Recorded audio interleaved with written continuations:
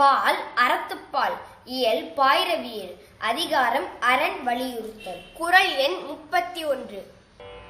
சிறப்பு ஈனும் செல்வமும் ஈனும் அறத்தின் ஊங்கு ஆக்கம் எவனோ உயிர்க்கு. சிறப்பு ஈனும் செல்வமும் ஈனும் அறத்தின் ஊங்கு ஆக்கம் எவனோ உயிர்க்கு. சிறப்பு